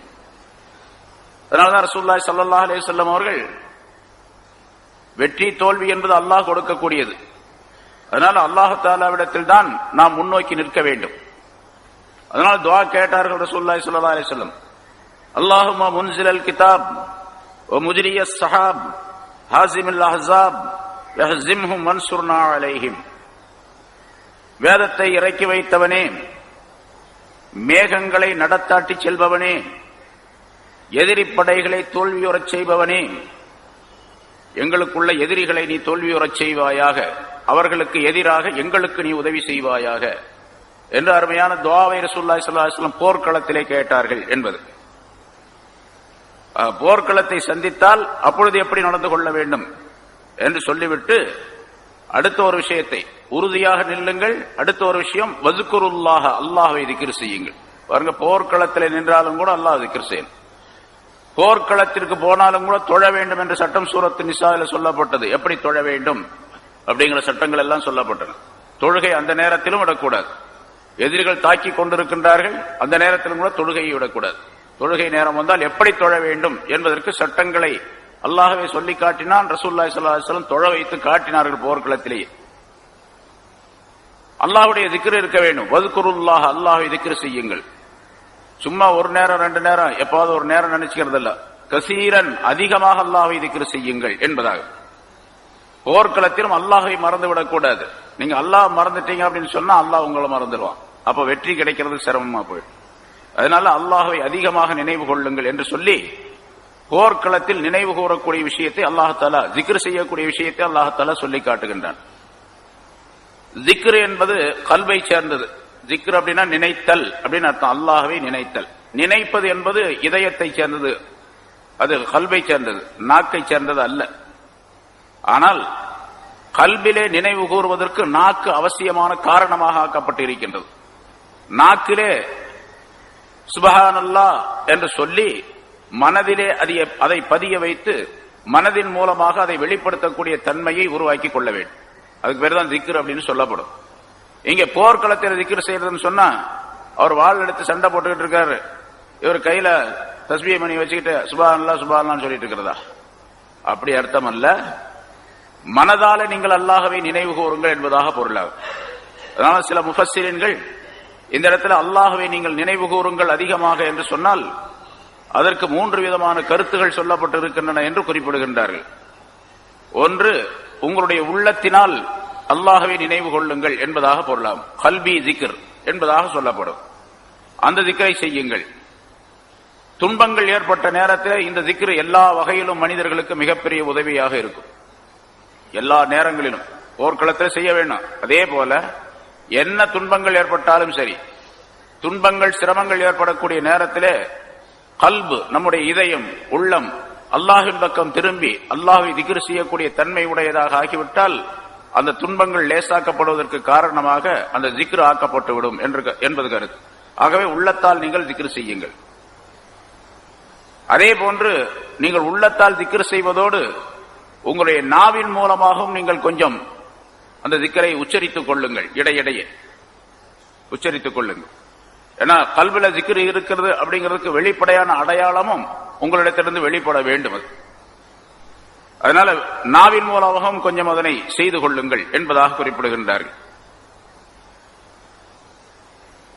அல்லது நாவு கல்பு ரெண்டையும் சேர்த்து எப்பொழுதுமே நீங்கள் அந்த திக்ரை நினைவு கூறுங்கள் என்பதாக 3 கருத்துக்கள் சொல்லப்பட்டு இருக்கின்றன. ஆக போர்க்களத்தில் போரிடக்கூடிய நேரத்திலும் கூட அல்லாஹ்வை அதிகமாக திக்ர் செய்ய வேண்டும். ஏனென்று சொன்னால் அல்லாஹ்வை நினைவு கூறுவதுதான் உங்களுடைய வெற்றிக்கு வழியாக அமையும். நீங்கள் அல்லாஹுக்காக வேண்டி போரிடுகின்றீர்கள் என்ற நிலையை உருவாக்கும். போர்க்களம் மிகப்பெரிய பயங்கரமான ஒரு இடமாக இருந்தாலும் கூட அது மனிதன் தன்னுடைய வீரத்தை காட்டுவதற்காக வேண்டியோ பெருமை பேசுவதற்காக வேண்டியோ செய்யப்படக்கூடிய இடம் அல்ல. அல்லாஹுக்காக வேண்டி அந்த போரை செய்ய வேண்டும் என்பது பொதுவான விதி. இஹ்லாஸ் என்பது இருக்க வேண்டும் என்பது. தன்னுடைய பேருக்கு புகழுக்காக வேண்டி போர் செய்தால் அந்த மனிதன் தண்டிக்கப்படுவான், நரகத்திற்குரியவராக ஆகிவிடுவான் என்றும் சொல்லப்பட்டு இருக்கின்றது. அதனால அல்லாஹுடைய ஜிக்ர் வரக்கூடிய நேரத்திலே அது இஹ்லாஸான எண்ணம் வரும். பெருமை பாராட்டுதல், தன்னுடைய புகழுக்காக வேண்டி செய்தல் என்பதெல்லாம் அங்கிருந்து எடுக்கப்பட்டுவிடும் என்ற காரணத்தால் அல்லாஹு தஆலா அதிகமாக திக்ர் செய்து கொள்ளுங்கள் என்பதாக குறிப்பிடுகின்றார். அதே போல திக்ர் செய்வது என்பது பெரும்பாலும் மௌனமாகவே இருக்க வேண்டும். அதாவது மெதுவாகவே திக்ர் செய்ய வேண்டும். திக்ரை சத்தமிட்டு செய்யக்கூடாது. குறிப்பாக இந்த இடத்துல சொல்லப்படக்கூடிய வஸ்குருல்லாஹ் ஜிக்ரன் கசீரா என்ற இந்த ஆயத்திற்கு விளக்கம் தரக்கூடிய முஃபஸ்ஸிரீன்கள் ஜிக்ரை மெதுவாக உங்களுக்குள்ளேயே நீங்கள் சொல்லிக் கொள்ள வேண்டும். சுப்ஹானல்லாஹ் என்றோ அல்ஹம்துலில்லாஹ் என்றோ அல்லாஹு அக்பர் என்றோ எந்த திக்ரை நீங்கள் சொல்லுகின்றீர்களோ மெதுவாக சொல்லிக் கொள்ள வேண்டும். பொதுவாக போர்க்களத்திலே சத்தமிட்டு எதையும் சொல்லக்கூடாது. ஜிக்ரை வேண்டுமானாலும் கொஞ்சம் நாக்கை அசைத்து சொல்லிக் கொள்ளலாமே தவிர வேறு எந்த விதமான சத்தங்களையும் செய்யக்கூடாது. ரசூலுல்லாஹி ஸல்லல்லாஹு அலைஹி வஸல்லம் அவர்கள் ஒரு ஹதீஸிலே குறிப்பிடுகின்றார்கள்,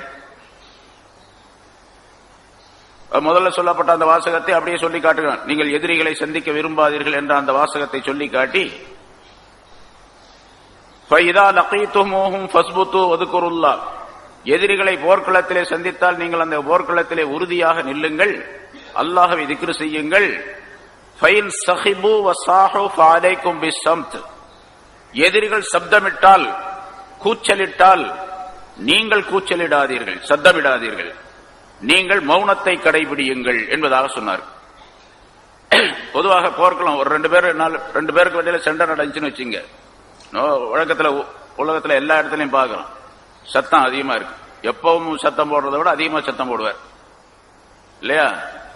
4 பேர் சேர்ந்து 2 பேர் 4 பேர் அந்த பக்கம் 4 பேர் இந்த பக்கம் 4 பேர் ஒரு கூட்டம் சத்தம் போடுது, சண்டை போடுறாங்க அப்படின்னு சொன்னா சத்தம் அதிகமா இருக்கும். அவங்க சத்தம் போட இவங்க சத்தம் போட. போர்க்களத்தில் ஆயிரக்கணக்கான பேர்கள் இருக்கின்றார்கள் அந்த பக்கம் இந்த பக்கம். எதிரிகள் என்ன செய்கிறார்கள் சொன்னால் சப்தமிடுவார்கள். பொதுவாக இன்னைக்கு உலகத்தினுடைய நடைமுறையில் சில விஷயங்களை பார்க்கிறோம். இந்த கராத்தே, இந்த குங்ஃபு அப்படிங்கிற இந்த போர் முறைகள்லாம் இருக்குது பாருங்க, இதுல எல்லாம் சத்தம் தான் முக்கியம். இவன் அடிக்கிறது கம்மியா தான் இருக்கும், லேசா தான் தட்டுவான், ஆனா சத்தம் தான் அதிகமா இருக்கும். இவன் சத்தத்தை பார்த்து அவன் பயந்துடுவான்.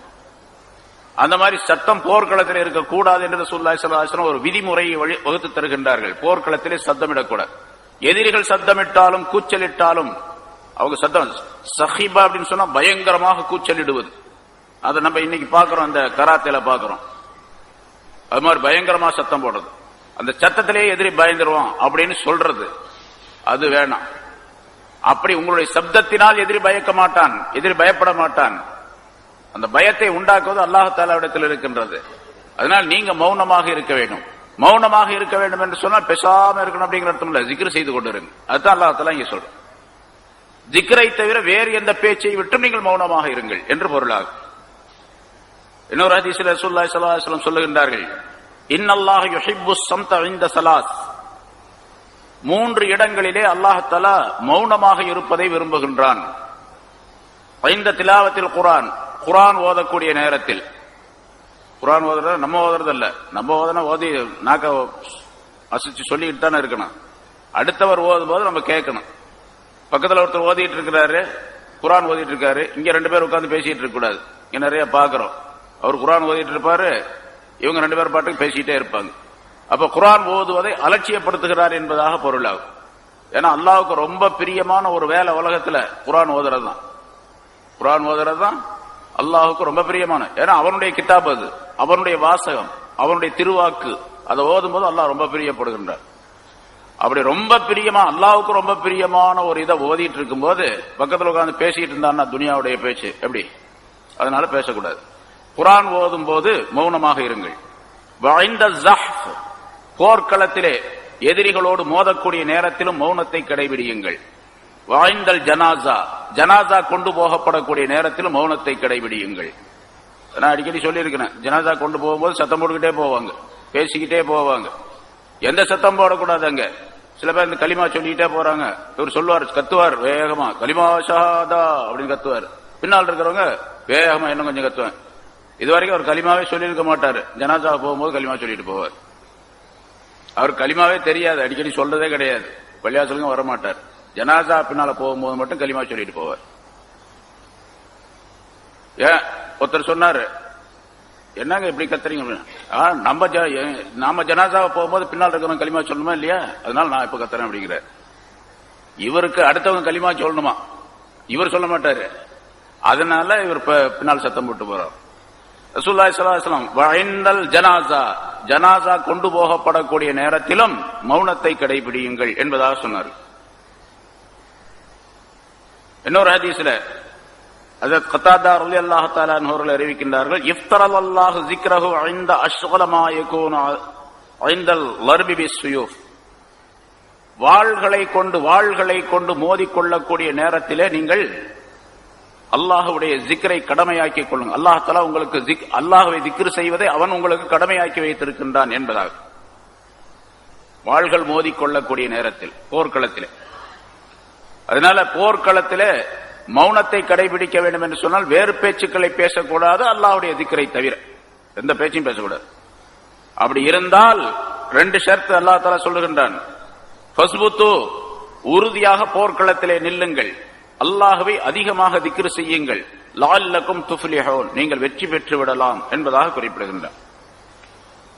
வஅதியுல்லாஹ வ ரசூலஹு வலா தனாஸு, போர்க்களத்திலே போர் செய்ய வேண்டிய சூழ்நிலை ஏற்பட்டு விட்டால் நீங்க ஆளுக்கு ஒரு அபிப்பிராயம்லாம் சொல்லிட்டு இருக்க கூடாது. இப்படி செஞ்சா நல்லா இருக்கும், அப்படி செஞ்சா நல்லா இருக்கும். ரசூல் என்ன சொல்லுகின்றாரோ, அல்லாஹ்வுடைய ரசூல் ஸல்லல்லாஹு அலைஹி வஸல்லம் என்ன சொன்னார்களோ, எப்படி வகுத்து தருகிறார்களோ முறையை அப்படி நீங்கள் செயல்பட்டு கொண்டிருங்கள். உங்களுக்கு பிடிச்சாலும் சரி, பிடிக்காட்டியும் சரி, மனசுக்கு விருப்பமா இருந்தாலும் சரி, விருப்பம் இல்லாவிட்டாலும் சரி, அல்லாஹ்வுடைய ரசூல் என்ன சொல்லுகின்றாரோ அது வரை செஞ்சுக்கிட்டே இருக்கணும். சண்டையெல்லாம் போட்டக்கூடாது, தர்க்கம் செய்யக்கூடாது. அத்தியுல்லாஹ வ ரசூலஹு, அல்லாஹுக்கு கட்டுப்படுங்கள், அவனுடைய ரசூலுக்கும் கட்டுப்படுங்கள். வலா தனாஸு, நீங்கள் தர்க்கம் செய்து கொள்ளாதீர்கள். உங்களுக்கு மத்தியில் இப்படி இருந்தா நல்லா இருக்கும், இப்படி செஞ்சா நல்லா இருக்கும், இப்படி இருந்திருக்கலாமே, அப்படி இருந்து என்றெல்லாம் சொல்லிக் கொள்ளாதீர்கள், பேசிக் கொள்ளாதீர்கள், சண்டை போட்டுக்காதீங்க, தர்க்கம் செய்து கொள்ளாதீர்கள்.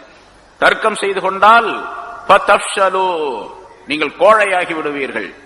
வதஸ்ஹப ரீஹுக்கும், உங்களுடைய ஆற்றல் போய்விடும். எதிரிகளிடத்தில் ரொம்ப கேவலமானவர்களாக ஆக்கப்பட்டு விடுவீர்கள் நீங்கள். அல்லாஹ் தஆலா பொதுவான ஒரு சட்டத்தையும் இதிலே சொல்லுகின்றான், போர்க்களத்திற்குரிய சட்டம் ஆயத்து இது. அத்தியுல்லாஹ வ ரசூலுஹு, அல்லாஹ்வுக்கு கட்டுப்படுங்கள், அவனுடைய ரசூலுக்கு கட்டுப்படுங்கள். அல்லாஹ்வும் ரசூலும் எந்த சட்டத்தை வகுத்து தருகின்றார்களோ போர் செய்ய வேண்டும் என்று அந்த முறையை நீங்கள் கடைபிடியுங்கள். நீங்களாக பேசிக்கொண்டு தர்க்கம் செய்து கொள்ளாதீர்கள். ரசூல் என்ன சொன்னாங்களோ போர்க்களத்தில் அது செய்யணும். இப்ப ஒரே ஒரு சின்ன விஷயம் தான்.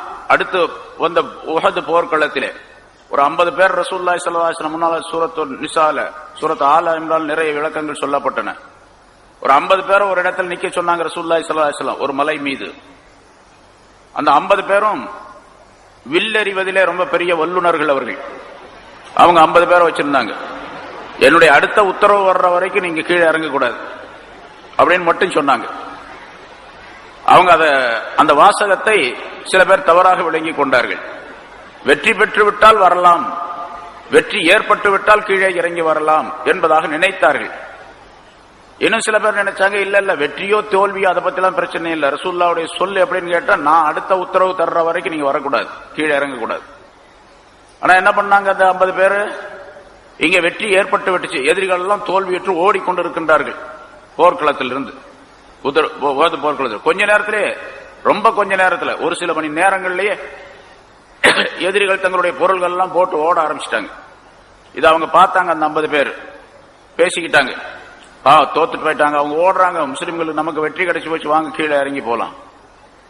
அதற்கு யார் அமீராக நியமனம் செய்திருக்கார்களோ அவர் சொன்னார், இல்ல போகக்கூடாது, ரசூலுல்லாஹ்வுடைய உத்தரவு இப்படித்தான். இப்ப ரசூலுல்லாஹி ஸல்லல்லாஹு அலைஹி வஸல்லம் சொல்லையும் அவங்க கேட்கல, அதாவது விளங்கல சரியா, அந்த அமீர் சாபு சொன்னதையும் கேட்கல. என்ன பண்ணாங்க, எல்லாருமே கீழே இறங்கி வந்துட்டாங்க. எவ்வளவு பேரு? 39 பேர் கீழே இறங்கி வந்துட்டாங்க. அங்க 11 பேர் தான் இருந்தாங்க. ஓடன எதிரிகள் பார்த்தாங்க, அங்க கொஞ்சம் பேர் இருந்ததுனால அந்த வழி அதாவது இந்த உஹது போர்க்களத்திற்கு வருவதற்கு நேரடியான ஒரு வழி ஒண்ணு, அந்த வழியில தான் வந்தாங்க. இன்னொரு குறுக்கு வழி எதுன்னு கேட்டா இவங்க மலை மேல இருக்காங்க பாருங்க, அதுக்கு பின்பக்க வழி அது. அந்த பக்கம் வந்தாங்க அப்படின்னு சொன்னா பின்னால வந்துடலாம். வீட்டுக்கு முன் வழி பின் வழி என்று இருக்குதுல்ல, அது மாதிரி பின் வழி அது அந்த களத்திற்கு வருவதற்கு. அந்த வழியாக அவங்க வரக்கூடிய சூழ்நிலை ஏற்பட்டு போச்சு. அதுல எதிரி படைகள்ல மிக முக்கியமாக இருந்தவர் அந்த நேரத்தில் ஹாலித் பின் வலீத். பின்னால் அவர் இஸ்லாத்தை ஏற்றுக்கொள்ளுகின்றார் ரலியல்லாஹு தஆலா அன்ஹு. அவர் பார்த்தாரு இதுதான் சரியான சந்தர்ப்பம் என்பதாக சொல்லி அவர் அந்த வழியாக வந்து முஸ்லிம்களை தாக்கினார்கள். முஸ்லிம்களுக்கு மிகப்பெரிய பயங்கரமான சேதம் ஏற்பட்டது. நடந்த போர்களிலேயே கிட்டத்தட்ட 70க்கு மேற்பட்ட போர்கள், சின்னது பெருசு 70க்கு மேற்பட்ட போர்கள் நடந்திருக்கின்றன இஸ்லாத்துல. இஸ்லாத்துடைய அந்த 10 ஆண்டு காலத்துல 10 வருஷத்துக்குள்ள 70க்கு மேற்பட்ட போர்கள் நடந்திருக்கின்றன. அத்தனை போர்களிலும் மிகப்பெரிய பயங்கரமான சேதம் ஏற்பட்டது, நஷ்டம் ஏற்பட்டது, கவலை ஏற்பட்டது, சிரமங்கள் ஏற்பட்டது உஹது போர்க்களத்தில் தான். ஆனா தோல்வி உறவில்லை. தோல்வி மாதிரி ஒரு காட்சி ஏற்பட்டு விட்டது. தோல்வின்னு சொன்னா இவங்களுடைய பொருள்கள் இழப்பு ஏற்படணும். ஆனா சஹாபாக்கள் இறந்தார்கள், ஷஹீதானார்கள், 70 பேர் ஷஹீதானார்கள். இருந்தாலும் அவர்களுக்கு எதிரிகளிடத்தில் சரணடையக்கூடிய, எதிரிகள் கைது செய்யக்கூடிய ஒரு சூழ்நிலை ஏற்படவே இல்லை. அதனால அந்த ஒரு பின்னடைவு ஏற்பட்டதற்கு காரணமும் கூட ரசூலுல்லாஹி ஸல்லல்லாஹு அலைஹி வஸல்லம் அவர்கள் சொன்னதை கேட்காம தங்களுக்கு இடையில தர்க்கம் செய்து கொண்டதுதான். இப்ப கோழையாகி அங்கே பலவிதமான பிரச்சனைகள் ஏற்பட்டு இவங்களுடைய ஆற்றல் போய் அங்கே தோல்வியுறக்கூடிய ஒரு சூழ்நிலையும் ஏற்பட்டு விட்டது. அதனால அல்லாஹ் தஆலா சொல்றான், அத்தியல்லாஹு வ ரசூலஹு, அல்லாஹ்வுக்கும் அவருடைய ரசூலுக்கும் கட்டுப்படுங்கள். வலா தனாஸஉ, தர்க்கம் செய்து கொள்ளாதீர்கள். தர்க்கம் செய்து கொண்டால், அல்லாஹ் ரசூலுக்கு கட்டுப்படாவிட்டால், வதஃஷலு, நீங்கள் கோழையாகி விடுவீர்கள். வதஸ்ஹப ரீஹுக்கும், உங்களுடைய ஆற்றல் போய்விடும், சக்தி வலிமை போய்விடும் உங்களுக்கு என்று அல்லாஹ் தஆலா எச்சரிக்கை செய்கின்றார். அது ரசூலுல்லாஹி ஸல்லல்லாஹு அலைஹி வஸல்லம் அவர்களுடைய அல்லாஹ் தஆலா சொல்லக்கூடிய இந்த வாசகத்தினுடைய கருத்து மிக அற்புதமானது. ரசூலுல்லாஹி ஸல்லல்லாஹு அலைஹி வஸல்லம் அவர்கள் நிறைய இதை பற்றி சொல்லி தந்திருக்கின்றார்கள். இப்ப நம்ம ரமலான் மாசத்துல லைலத்துல் கத்ர் வருகின்றது, நமக்கு தெரியும். லைலத்துல் கத்ர் எந்த நாள், எந்த இரவு லைலத்துல் கத்ர் என்பது ஸல்லல்லாஹு அலைஹி வஸல்லம் அவர்களுக்கு காட்டி தரப்பட்டு இருந்தது. அல்லாஹ் தஆலா சொல்லி கொடுத்தான், இந்த இரவு தான் அப்படின்னு சொல்லிட்டு. அதை சொல்றதுக்காக வெளியே வந்தவங்க வீட்டில் இருக்கும்போது அந்த செய்தி வந்தது, நபி அவர்களுக்கு சொல்லப்பட்டது. ஸல்லல்லாஹு அலைஹி வஸல்லம் அவர்கள் வீட்டை விட்டு வெளியே வர்றாங்க. தெருவில் 2 பேர் சண்டை போட்டுக்கிட்டு இருந்தாங்க. அந்த சண்டையை சமாதானம் செய்து வைப்பதற்குள்ளாக இந்த இது மறந்து போச்சு. எப்ப சொன்னா இப்ப சண்டை என்ன ஆகுதுன்னு கேட்டா, அல்லாஹ் தஆலாவிடத்திலிருந்து வரக்கூடிய பரக்கத்துகளை தடுக்கணும்.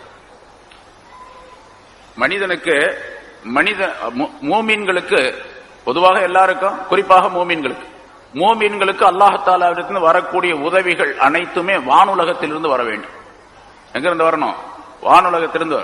பத்ர் போர்க்களத்தில் உதவி எங்கிருந்து வந்தது? மலக்குகள் வானிலிருந்து இறங்கினார்கள். 1000, அப்புறம் 2000, அப்புறம் 3000, அப்புறம் 5000 பேர் வந்தாங்க.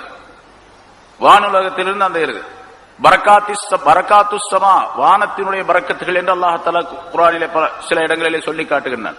அந்த வானிலிருந்து அந்த பரக்கத்துகள் வர வேண்டும். மனிதர்கள் வாழ்வதற்கு, மிகச் சிறப்பாக வாழ்வதற்கு, சிரமம் இல்லாமல் வாழ்வதற்கு, அல்லாஹ் தஆலாவுடைய ஆபத்துகளை விட்டு தப்பிப்பதற்கு.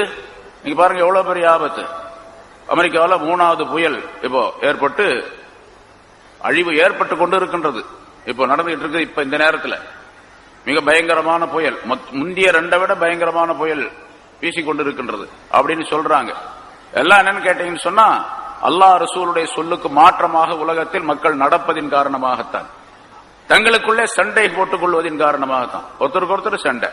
ஜமாத் 2 குடும்பம் இருந்தா 2 குடும்பம் சண்டை, 2 ஜமாத் இருந்தா 2 ஜமாத் சண்டை. சில ஊர்களில் பாத்தீங்கன்னா ஜமாத், அந்த ஜமாத் வேற, இந்த ஜமாத் தனித்தனியா, இப்படி சண்டைகள் எங்க பார்த்தாலும் சண்டை. அதே மாதிரி மற்றவர்கள், அதாவது முஸ்லிம்கள் அல்லாதவர்கள் முஸ்லிம்களோடு சண்டை போடுகிறார்கள் அப்படிங்கறது அல்ல, முஸ்லிம்களுக்குள்ளேயே சண்டை. அவர் ஒரு கருத்தை சொல்றாரு, இவர் ஒரு கருத்தை சொல்றாரு, இவங்களுக்கு மத்தியில் சண்டை, நிறைய சண்டைகள். ஆலிம் சாக்களுக்குள்ள சண்டை. ஆலிம்கள்லாம் சரி படிச்சவங்க, இவங்களாவது ஒன்னா இருப்பாங்க, இவங்களுக்குள்ளேயும் சண்டை, எல்லாத்திலையும் சண்டை. எங்க பார்த்தாலும் தனாசு, கருத்து வேறுபாடு, இப்படி பலவிதமான பிரச்சனைகள் ஏற்படுவதன் காரணமாக நம்மிடத்திலே உள்ள ஆற்றல் போயிடுச்சு. நீங்கள் கோழைகளாக ஆகிவிடுவீர்கள். தப்ஷலு அப்படின்னு சொன்னா பலவீனமான கோழைகள். கோழை என்பது பலவீனத்துக்கு அர்த்தம். ஆனா தப்ஷலு அப்படிங்கிற வார்த்தையினுடைய அசல் அர்த்தம் என்னன்னு கேட்டா, கோழையும் ஆயிடுவீர்கள், உங்களுக்கு ஒரு உடலிலே பலவீனமும் ஏற்பட்டுவிடும், உள்ளத்திலே